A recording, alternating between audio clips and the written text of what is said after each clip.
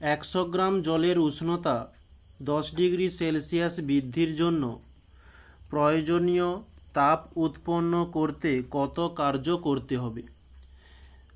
তো বলেছে 100 গ্রাম জলের উষ্ণতা, m সমান 100 গ্রাম।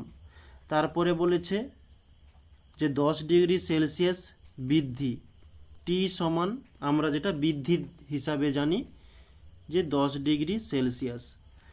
বলছে কতটা কার্য করতে হবে, W সমান জিজ্ঞাসা চিহ্ন। ওকে, তো আমরা এখানে যে সমীকরণটি ইউজ করব, যে আমরা জানি W সমান GH। W এর মান বের করতে হবে। J এর মান এখানে দেওয়া নেই, কিন্তু J এর মান সবসময়ের জন্য হয়ে থাকে 4.2 জুল পার ক্যালোরি। ওকে, এটি মনে রাখো। H এর মান দেওয়া নেই, কিন্তু H এর মান আমাদেরকে নির্ণয় করতে হবে। H এর মান নির্ণয়ের জন্য একটা সমীকরণ হয়ে থাকে H সমান MST। এখানে M এর মান দেওয়া রয়েছে 100, S এর মান দেওয়া নেই।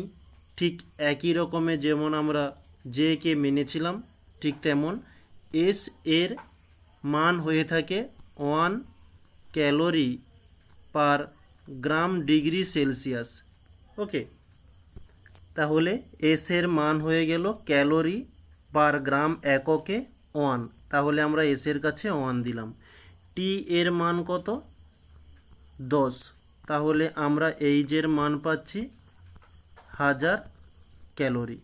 ওকে, তাহলে আমরা এদিকে J এর মান 4.2 ইন্টু H এর মান 1000, এদিকের পয়েন্ট তুলে দিলে নিচে 10 আসছে, 0 0 কেটে গেল, আমরা পাচ্ছি 42, তার পিঠে 2টি শূন্য, এত জুল।